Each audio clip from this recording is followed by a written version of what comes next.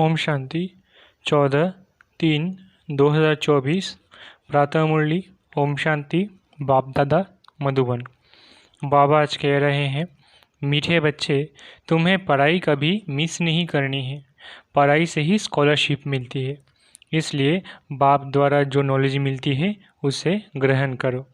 मीठे बच्चे, तुम्हें पढ़ाई कभी मिस नहीं करनी है। पढ़ाई से ही स्कॉलरशिप मिलती है, इसलिए बाप द्वारा जो नॉलेज मिलती है उसे ग्रहण करो।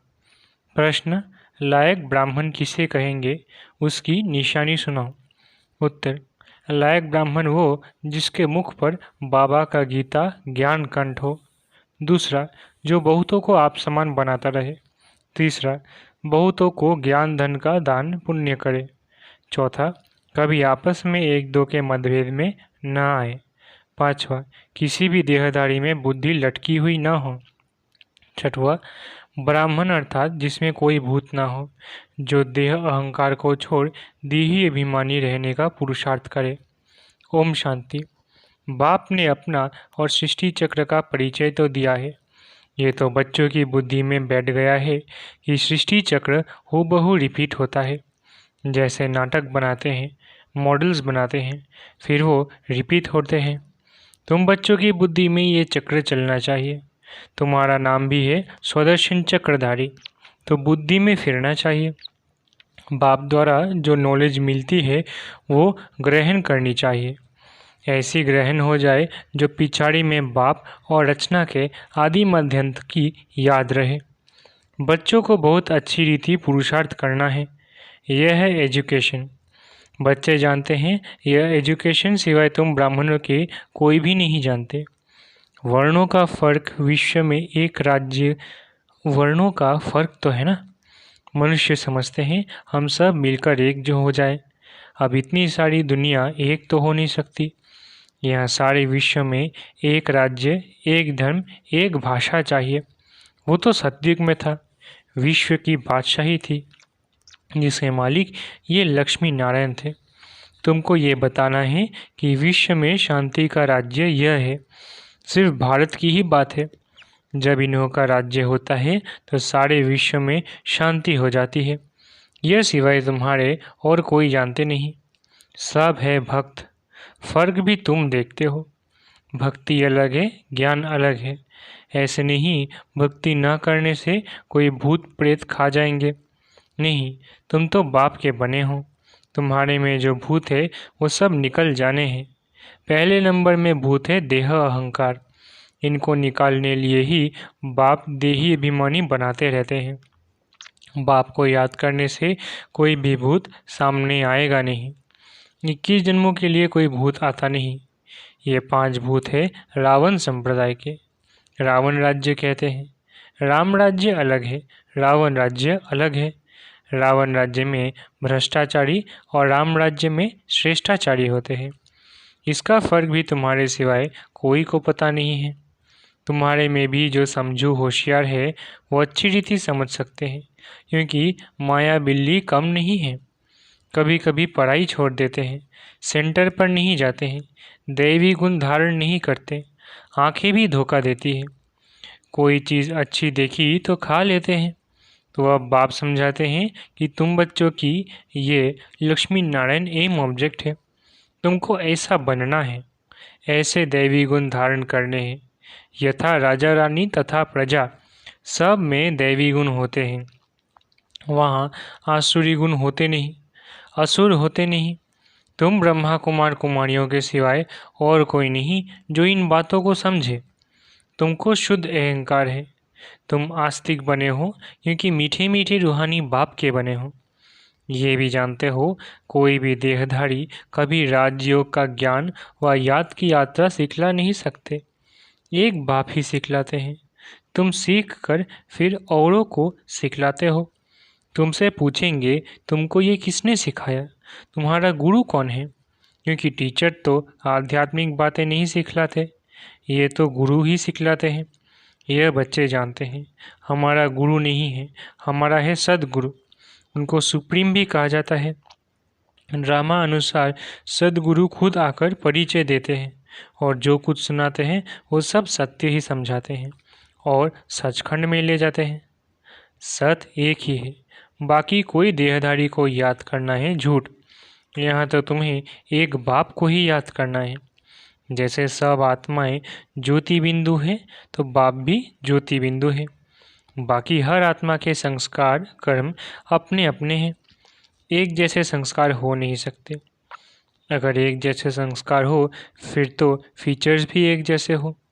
कभी भी एक जैसे फीचर्स नहीं हो सकते, थोड़ा फर्क ज़रूर होता है। यह नाटक तो एक ही है, सृष्टि भी एक ही है, अनेक नहीं। ये गपोरे लगाते कि ऊपर नीचे दुनिया है, ऊपर तारों में दुनिया है। बाबा कहते हैं ये किसने बताया है, तो नाम लेते हैं शास्त्रों का। शास्त्र तो जरूर कोई मनुष्य ने लिखे होंगे। तुम जानते हो ये तो बना बनाया खेल है। सेकंड बाय सेकंड जो सारी दुनिया का पार्ट बचता है, ये भी ड्रामा का बना बनाया खेल है। तुम बच्चों की बुद्धि में आ गया है ये चक्र कैसे फिरता है, सभी मनुष्य मात्र जो है वो कैसे पार्ट बजाते हैं। बाबा ने बताया है सत्युग में सिर्फ तुम्हारा ही पार्ट होता है, नंबरवार आते हो पार्ट बजाने। बाबा कितना अच्छी रीति समझाते हैं। तुम बच्चों को फिर औरों को समझाना पड़ता है। बड़े बड़े सेंटर्स खुलते रहेंगे तो बड़े बड़े आदमी वहाँ आएंगे, गरीब भी आएंगे।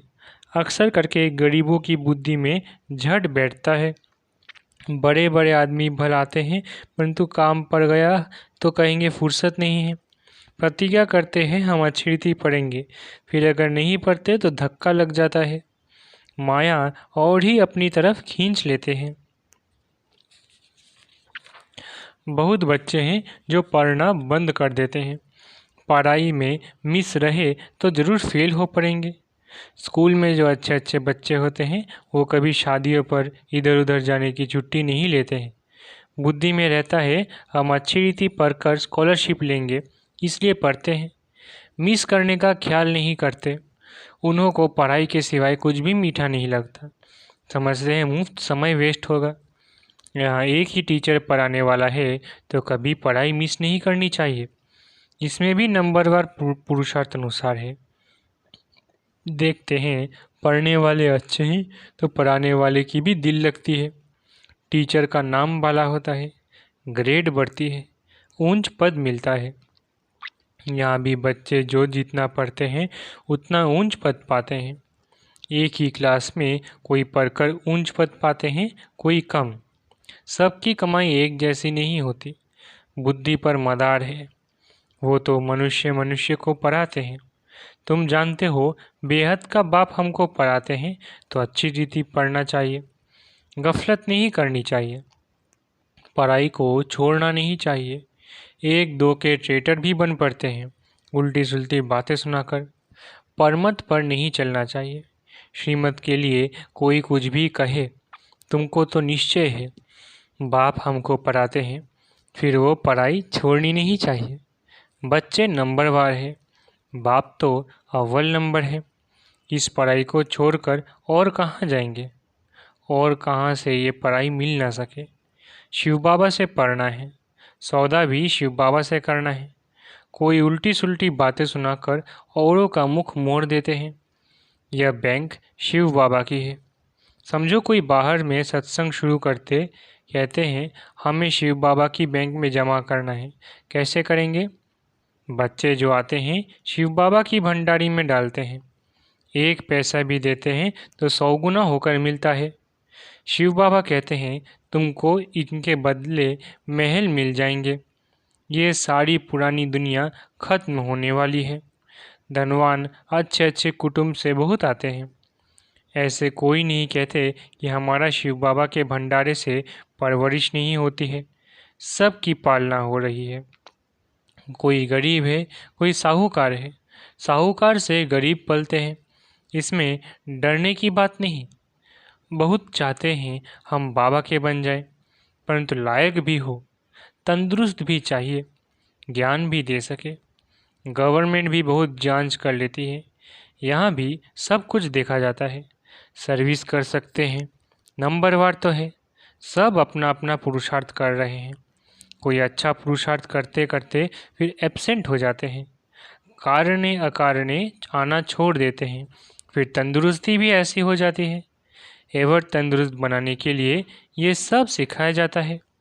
जिनको शौक है, समझते हैं याद से ही हमारे पाप करते हैं, वो अच्छी रीति पुरुषार्थ करते हैं।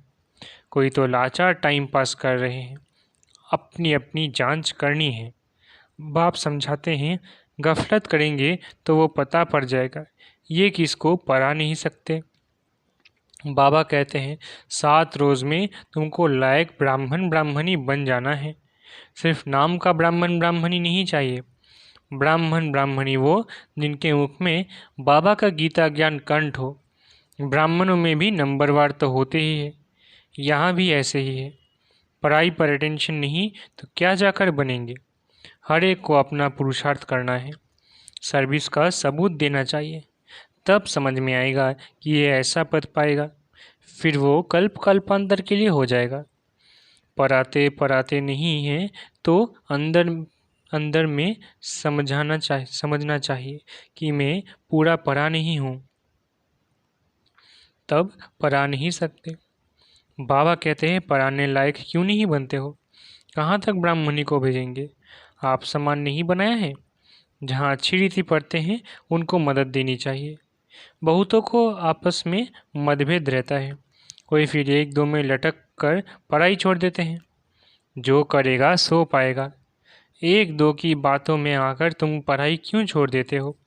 ये भी ड्रामा तकदीर में नहीं है।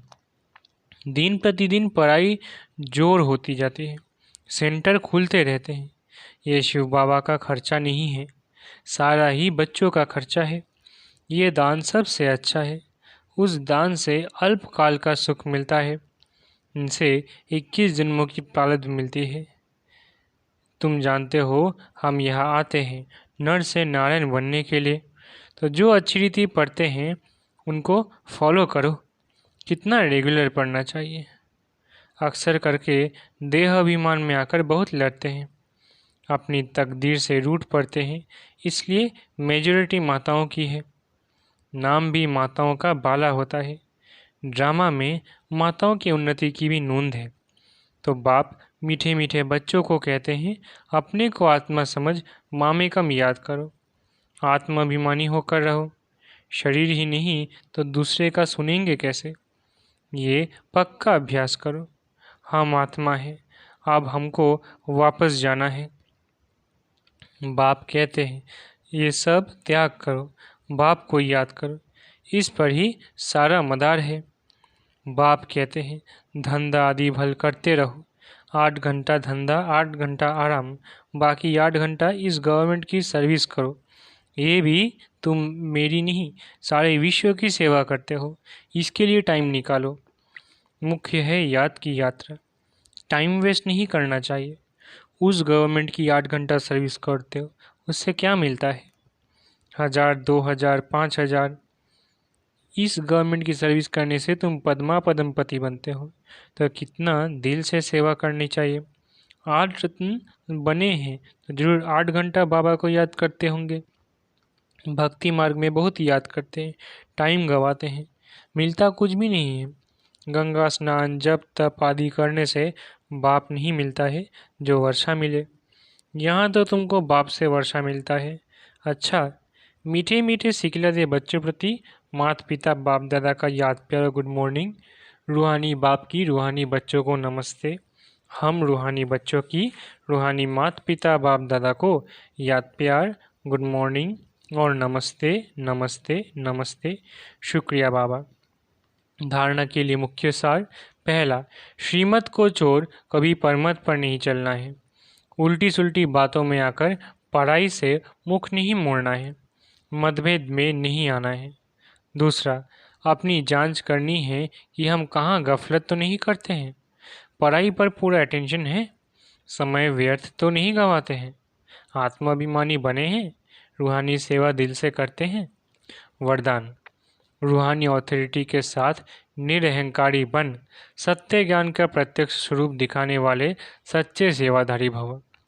रूहानी ऑथोरिटी के साथ निरअहंकारी बन सत्य ज्ञान का प्रत्यक्ष स्वरूप दिखाने वाले सच्चे सेवाधारी भव। जैसे वृक्ष में जब संपूर्ण फल की ऑथोरिटी आ जाती है तो वृक्ष झुक जाता है, अर्थात निर्माण बनने की सेवा करता है। ऐसे रूहानी ऑथोरिटी वाले बच्चे जितनी बड़ी ऑथोरिटी उतने निर्माण और सर्व के स्नेही होंगे। अल्पकाल की ऑथोरिटी वाले अहंकारी होते हैं, लेकिन सत्यता की ऑथोरिटी वाले ऑथोरिटी के साथ निरअहंकारी होते हैं। यही सत्य ज्ञान का प्रत्यक्ष स्वरूप है। सच्चे सेवाधारी की वृत्ति में जितनी ऑथोरिटी होगी उसकी वाणी में उतना ही स्नेह और नम्रता होगी। स्लोगन: भाग्य का आधार त्याग है, बिना त्याग के भाग्य नहीं मिलता। स्लोगन: भाग्य का आधार त्याग है, बिना त्याग के भाग्य नहीं मिलता। अच्छा, ओम शांति। शुक्रिया बाबा।